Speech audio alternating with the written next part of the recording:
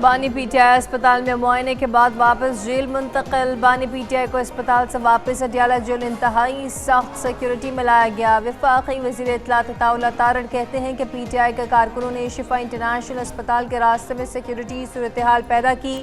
بانی P T I کا معائنہ پیمز اسپتال میں کرایا گیا۔ شفا اسپتال کے ڈاکٹرز بھی موجود تھے۔ ماہر امراض چشم، امراض قلب اور فزیشن سمیت مستند ڈاکٹروں کی ٹیم نے قیدی کا معائنہ کیا۔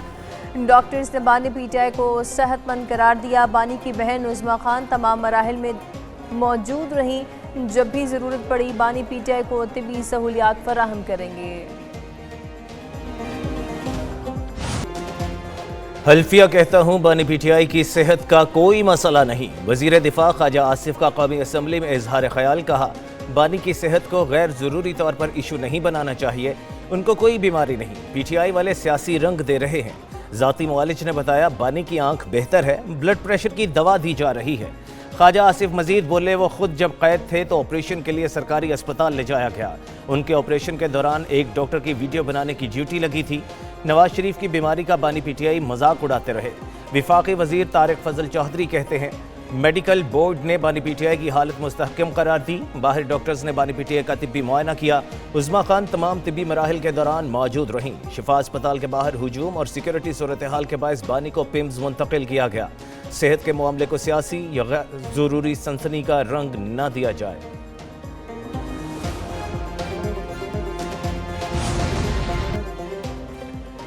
مجرم کو نجی اسپتال منتقل کرنا جیل رولز کے خلاف۔ بانی پی ٹی آئی کے اسپتال منتقلی کے کیس میں حکومت نے نظر ثانی درخواست دوبارہ دائر کر دی۔ موقف اختیار کیا۔ سپریم کورٹ کا فیصلہ واضح قانونی غلطیوں پر مبنی ہے۔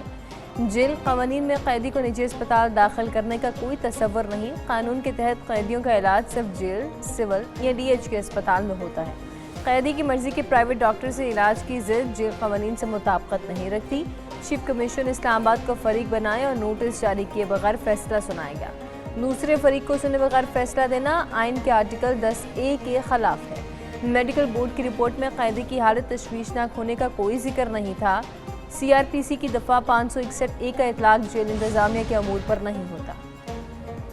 بانی کی اسپتال منتقلی کے متعلق فیصلہ۔ سہیل آفریدی کا توہین عدالت کی درخواست دائر کرنے کا اعلان۔ وزیر اعلیٰ خیبر پختونخوا نے کہا حکمرانوں کی ہٹ دھرمی کے خلاف توہین عدالت کی درخواست دائر کر رہے ہیں۔ حکمران عدالتوں کے فیصلے تسلیم نہیں کر رہے۔ 27 تاریخ کو لانگ مارچ کا فیصلہ برقرار۔ تمام قیادت متفق ہے۔ بانی کی اسپتال سے دوبارہ جیل منتقلی پر چیئرمین پی ٹی آئی بھی ناخوش۔ بیرسٹر گوہر نے اسمبلی کے وقتی بائیکاٹ کا عندیہ دے دیا۔ کہا بانی پی ٹی آئی کو اسپتال منتقل کرنا اور رکھنا عدالتی فیصلے کے تحت لازم تھا۔ کوئی ہے جو نہیں چاہتا مسائل کا حل نکلے۔ جو کچھ ہوا اس کی توقع نہیں تھی۔ سپریم کورٹ کا فیصلہ واضح تھا۔ اگر سپریم کورٹ کے فیصلے میں ابہام تھا تو نظر ثانی ہو سکتی تھی۔ شاید کچھ دن ہم اس اسمبلی کا حصہ نہ رہیں۔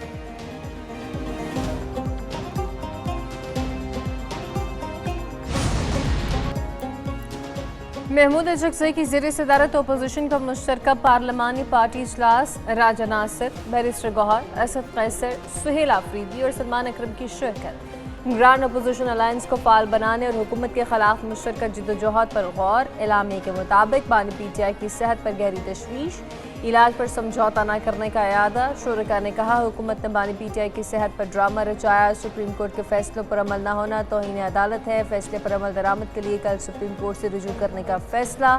27 ستمبر کو بھرپور احتجاج کا فیصلہ برقرار رکھنے کا اعلان۔ لانگ مارچ میں تمام اپوزیشن جماعتوں کو دعوت دینے کا فیصلہ۔ ملک بھر میں رابطہ عوام مہم تیز کرنے پر اتفاق۔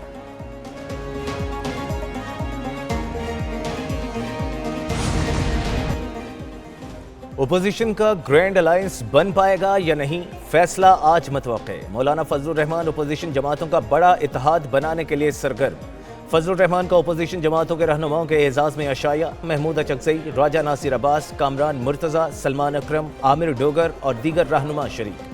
عشائیہ میں ملکی موجودہ صورتحال اور اپوزیشن جماعتوں کے اتحاد کی تشکیل پر بات چیت۔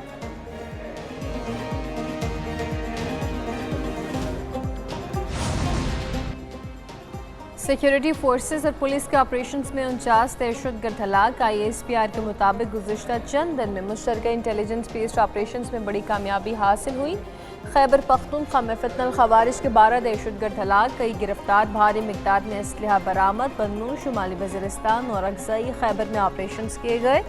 خیبر پختونخوا آپریشنز میں دھماکہ خیز مواد، آئی ای ڈی ریموٹس، اسلحہ، گولہ بارود، موٹر سائیکلز برآمد۔ بلوچستان میں فتنہ ہندوستان کے 37 دہشت گرد مارے گئے، مسوم، مچھ، خزدار، پنجگور میں 10 انٹیلیجنس بیسڈ آپریشنز کیے گئے۔ بلوچستان آپریشنز میں بڑی تعداد میں اسلحہ، دھماکہ خیز ڈرم اور ریموٹ ڈیٹونیشن آلات برآمد۔ سیکیورٹی فورسز نے دہشت گرد نیٹ ورکس کو بڑا دھچکا پہنچا دیا، دہشت گردی کے خاتمے اور امن و استحکام کے قیام کے لیے آپریشنز تیز۔ سیکیورٹی فورسز اور قانون نافذ کرنے والے ادارے دہشت گردی کے خلاف پرعزم۔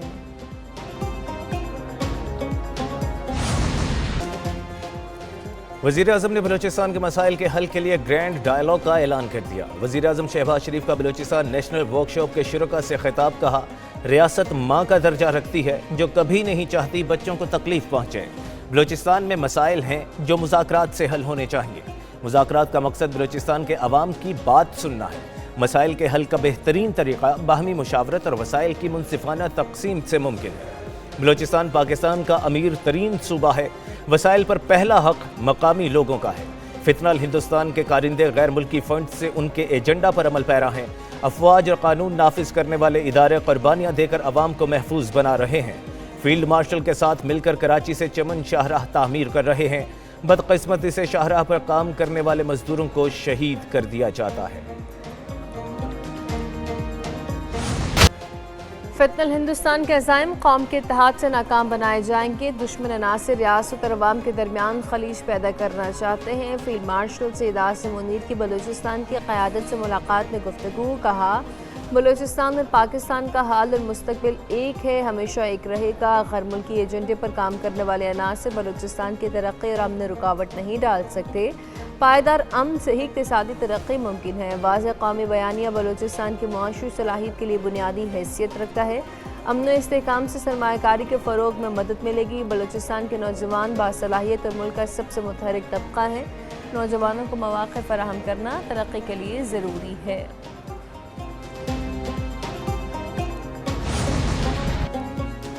فیلڈ مارشل سید عاصم منیر سے کانگو کے چیف آف ڈیفنس کی ملاقات۔ آئی ایس پی آر کے مطابق لیفٹیننٹ جنرل بانزا مویلمبو جونز کی سربراہی میں وفد نے جی ایچ کیو کا دورہ کیا۔ پاکستان اور جمہوریہ کانگو میں دفاعی اور سیکورٹی تعاون بڑھانے کے لیے مفاہمتی یادداشت پر دستخط کیے گئے۔ فیلڈ مارشل عاصم منیر سے شامی وزیر خارجہ کی بھی ملاقات، باہمی دلچسپی کے امور اور خطے کی سیکورٹی صورتحال پر تبادلہ خیال۔ پاکستان اور شام کے درمیان سیکورٹی تعاون بڑھانے پر گفتگو۔ پاکستان اور شام کا دوطرفہ تعلقات مزید مضبوط بنانے کے عزم کا اعادہ۔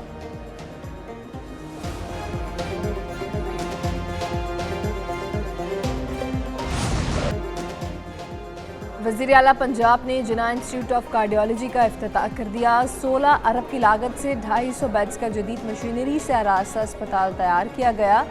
مریم نواز شریف کا لاہور میں تقریب سے خطاب، کہا جناح انسٹیٹیوٹ آف کارڈیالوجی میں کل سے ہارٹ ٹرانسپلانٹ شروع ہو جائے گا۔ اب کسی شخص کو علاج کے لیے دوسرے شہر نہیں جانا پڑے گا۔ پنجاب کے عوام کے لیے امراض قلب کا علاج مفت کیا جائے گا۔ حکومت پنجاب ہارٹ ٹرانسپلانٹ کے لیے $50,000 خود ادا کرے گی۔ وزیر اعلیٰ کا مشہور کارڈیالوجسٹ ڈاکٹر حسنات خان کو پاکستان آ کر خدمت کرنے پر خراج تحسین۔ مزید کہا عوام کو ان کا حق نہ ملے تو حکومت ناکام تصور ہوگی۔ کچھ جماعتوں کا مزاج کرپشن اور دنگا فساد ہے۔ نون لیگ کی طرح دیگر جماعتیں بھی کام کرتیں تو ملک ترقی کر رہا ہوتا۔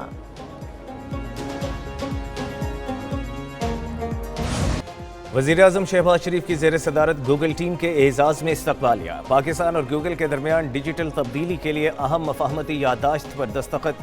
گوگل کیریئر سرٹیفکیٹس پروگرام کے تحت 2026 میں 1,50,000 سرٹیفکیٹس کا ہدف مقرر۔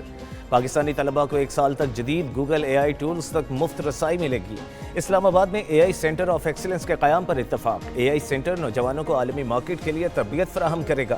گوگل کے تعاون سے پاکستانی نوجوان کے لیے ڈیجیٹل مہارتوں کے مواقع بڑھیں گے۔